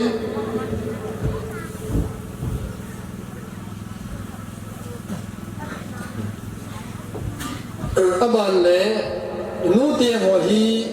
ang ki hu na wa hin Jubilee adinga hi speaker ho hi bo sane the lo bong sane the lo ja ding hi ki ti to hanin chun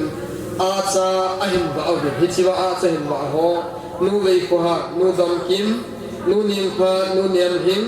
nu hing tin nu do neo nu ngai lam nu lam ting chule nu ne ne mi kwa ko nin a chal na a hin ba au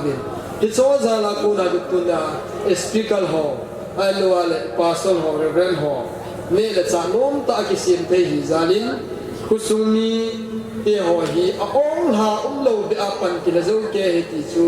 a hung kal sung ho ti het nom ji wa khat agom lam ta li pot kan bo la hi in chu kal wa la hin in kan hin chang tin som chi ka tu he chang tin som chi ka tu kal wa lai ho bung chang hi tin som gup ta bang hi ka he be wa tu ni a i pop te ho sunga ine ho chung hi he hi chu hin tin chule tu chung reception hi helaya pilong ani ku sunga hin pilong in langa pi aki phone lo tam ta ami ahin suma piloi thila piloi so hi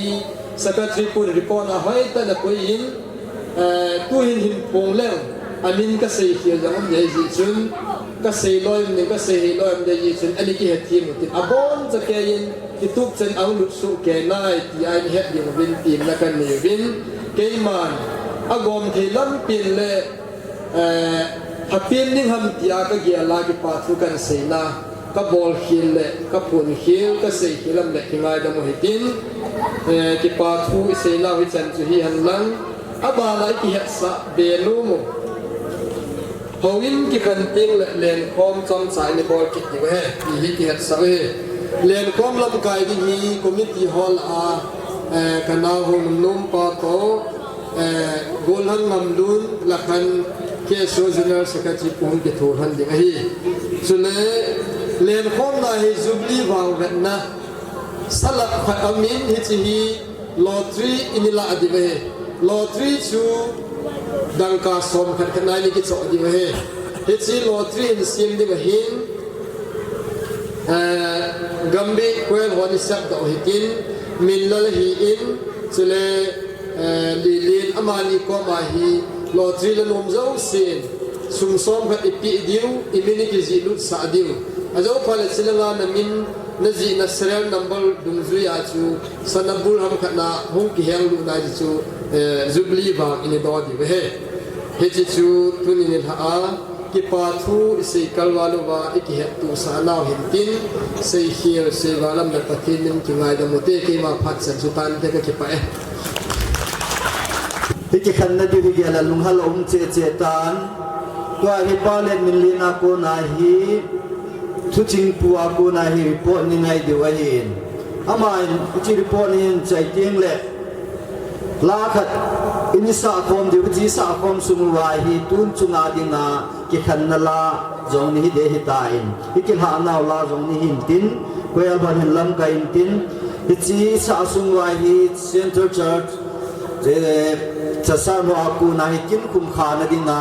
จิโกนาพาสุจงฮิดิงฮิจีสาใจใจเลยอมนาพาในเห็นเราเลยฮิจีพาจุกิใจเลยมีปีปอดดอว่ากูละไม่ใครเราเลยฮิจูบลิวจะกิจใจฮิดีตายฮิเซลันลุงฮาลมินจีจุนละได้ลันจะขัดสมสกิลกูปะทินนินไอลุงสิจาลุนตีจุสาคมดิ่งยอฮอจูบลีละปวงจุนนิกิฮอลูตินตุอินตุจิงปูพาอันนี้เปียวเต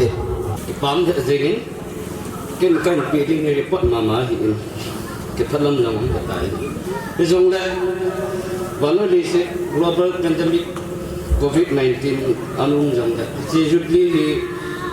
เราได้ทำที่มีตั้งใจในเกี่ยวกับเกี่ยวกับจังกันในเกี่ยวกับไอ้เห็นละประเทศนี้ตอนนั้นสร้างหินตัวนี้หินพัดนู่นนั่นพัดกิจใจนั้นมันหินตลอดในรีพอร์ตปีเดียวที่ประเทศโลกปีนี้มันจะเป็นประเทศทางบ้านนั้นหลังจำลำตา report กสิมนะฮี face เนี่ยกสิมนะฮี in first face by in สิมดาจิงกันดินอาจิช่วยที่ผู้มีเปีย report นาดิงักก็ยังตายอินอันที่ผม delegate สอผู้บุ้งวันเหตุว่าลมทั้งขัดกูกันกิริตันเต General Report Platinum Jubilee Celebration 2021 Kultuh Baptist Church KBC number 17 Itlaya hin head number 1 heading hin campus ang ki phom do ja momong hi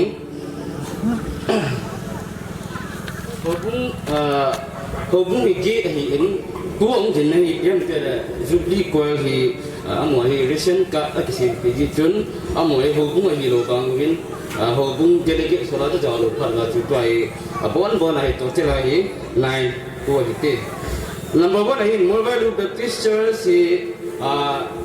ako minmi 46 ang kondo of it. Hijalay lahin pasal 17 numay 14 sula chapang 16 nahin anina hin Mobile Baptist Church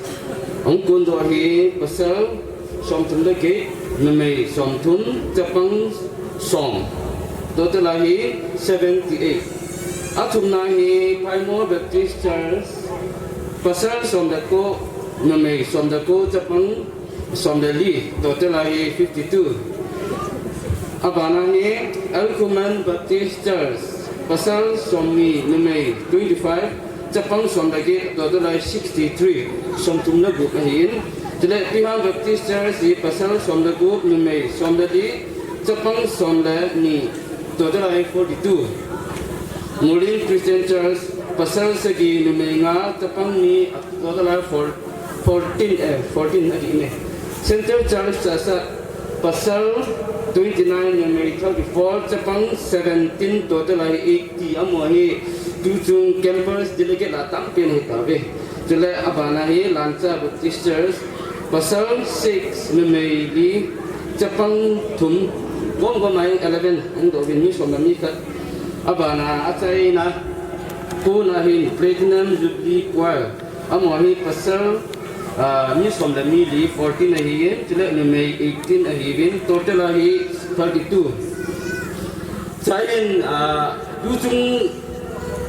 non campus tujuh na itu ayat kim ju fat ju itlahi campus wahi alhamdulillah itlahi recent kat isi mai itlahi ni ring anjang thama kila hi itlahi kusunga jong ni thamka usumi do mo tu kiama hu kelwa itlahi hi kusunga hu ma hi campus ajau do hi banga margin kusunga ja ni zale thum 103 athengi na ija tu iti campus soto abon bonahi tote rong ki bole tu platinum jubilee celebration hum kal somong mohi jasa gi 704 ki pom do ve tu komlam tain saving tin jule ani na hi tu ni ho platinum jubilee alo sim he kino me iti tu piji aka se ham te hele yo platinum jubilee program aja mana jauh lo ges aja mana ki kau lo tidak acumlah mai ke lo tu isi alo hin thiri ngahin pastor ni simba jengka tin pada sotnya tu potin pastor reverend amu kau semua itu tu pastor tidak mau ngam tidak minci atau menjijik nation tekan hari ini pastor reverend kau semua jat ni number 1 Bu Reverend Dr. M. Thongkusei General Secretary KBC India. Number 2 Reverend Kampai Chungdoi. Number 3 Reverend Zhang Flin Hoki Pastor Center Church Tim Jabung KBC number 8. Abanai Pastor Ngampau Hoki Pastor Muloi Baptist Church. Abana Pastor Mangsa Pau Center Church Dasa Abanai Pastor Paumin Thang Hoki Gambi Pastor KBC number 17. Jule abana evangelist til Bhadul hi abana Pastor Haupu Yang Ho na amari nang kalso ne to trai benai le tu ni bang phat dan hi Pastor Segi to evangelist ka ago magi de hi abana VIPs til highly gazetted official tila where nana hi bina mo hi ahum bin chai ya du fatu ku tian pauki present MLA singa constituency anina sai ko na sorry abana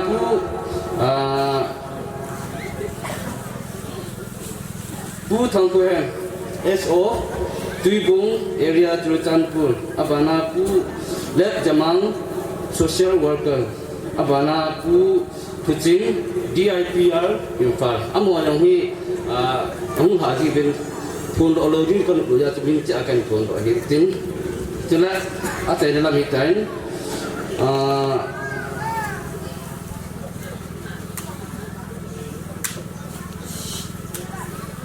hubung ang kaso do ja tiki hi in ke kan si Jubilee choir ho mat ko din tela to ane ate point ate nong dite va toila ki sero za mo hi va toila ki sero za hi group ma he changla na singer hi nga hi in tele labung tele group ma ki sero za ni 17 hin tele bible chang ki sim to za hi 16 som da group hi in kai form ki kai do za mo hi based form le be group ki kai do kai form tele flag hoisting ho chen ke ya tu bi sung han do chen ga kan sim tin ama ma nyo le wa plus kan bol tha hin tin kai form sunga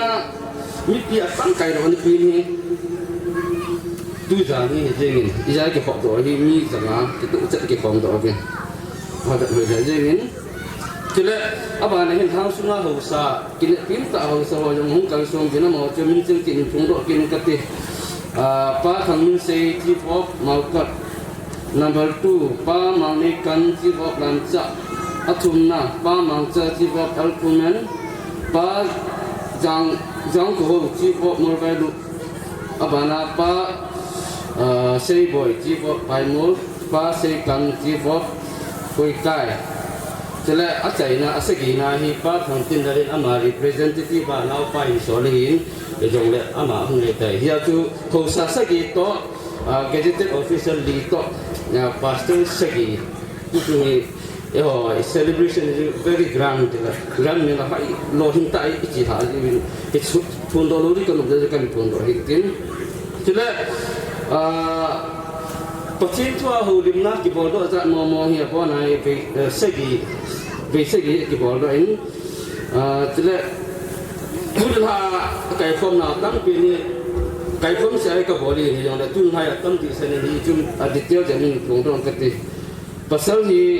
270 tu hom ta kan ta yong da amin kila atu ke patti la hi ni me ni 230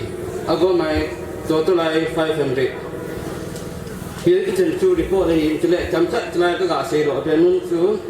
thì trong số này nó sang sang là không tu mong được tiền tu lại cái này là hơi lại phục mình用là những sự vui vì hoàn không tu về thì hoàn phải vui vì không tu này mình trả thì nó đã bây giờ vui nhưng không tu chứ không tu này mình trả thì là một không tu về tu lại smartphone không đó tại cái smartphone này asma ni sa kawai pu tim de la social life ting la ging lo ke pu smart ni ama smart ta ke fot pana ang gin le smart ji ni tu smartphone che na ke thang tu ei ku da ga tu ki shala le ta ka mu zui le kultuh baptister sa platinum jubilee he phone ringtone ni ve ni se ke ngin na ni su bo ni de ti pa tu sam tan hui pi ho i thang tu ve ti tu cham lam ta ga phone do rin te ke pa ke man tim la ta le cham lam ta kan phone do re ti tan te ba le min le jubilee thu ching pu akunin a chom kim pen chom lam pen en sein a thu ji dan chu de om le zengin pathin in dam na hin koi pi wai le 2046 centenary ting le is chu ban in su zom kit di wa hi ki pa chu kan sei do hin tin tu chu na hi sa sal center church te zong akibum thuk tai ti thu ka zain ki pam he zengin compare pu na hin ke jong hi ka kam tam thowen hi jong le compare me me lo committee lang to a hi ja hi tam ta hoi kan sei ji hin tin tam ta ki sei na hi sei ki jong min tin tam ta ki sei ki ti banga sei di na lom sei do lo jong kit na lai ding in ka ta san ji chun mi pto lo si chunga jong bi sei khil i bol khil hom jong ngai dam kan thu mi na hi a chei na ke jin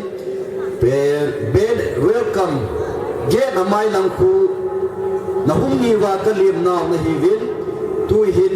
na chi do tiang le ike khan tiang le ka vai ha na nom pe nu chu helang back side hin na ni vat so ke di wa a chei la pe na a gom so adina kan vai ha na na hi ta vi tu in jubilee ko ya hin lam kai jin tin la de han zakhat son se gi la ko pathin nei lu se zalun ti hi ni sa khom dingu thanon tai sa dingu hu chi ni sa chai chai le phat khum kha ni na central church ho hu lu ding lu pha le pu la khai ha nei khu tu ho sa pui nei ni pi lu phat chai na hi de tai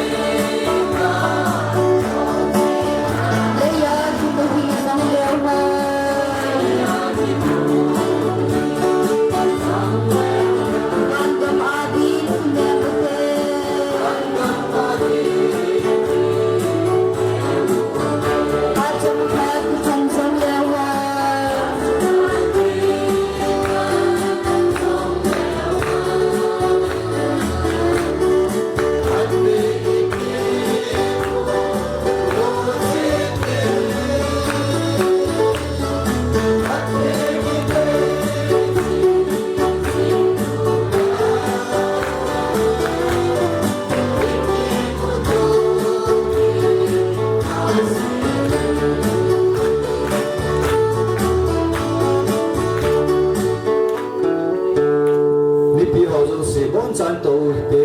tuin kin ho zo se patheni ni perwa pana dam sela in puiwa tu nia khum kha chane puilu theze win pa pathen I thangwa win theze chun tuin kin khum kha na ding in center church sa sate kan ko tan he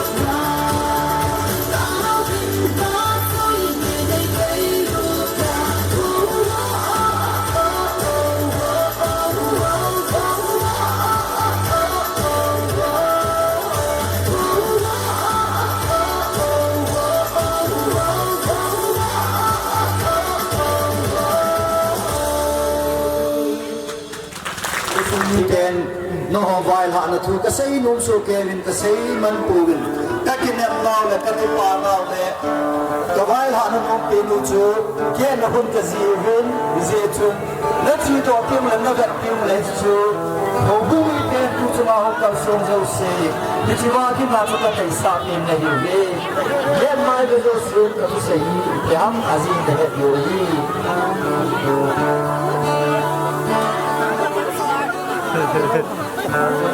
thì coi đi tan tan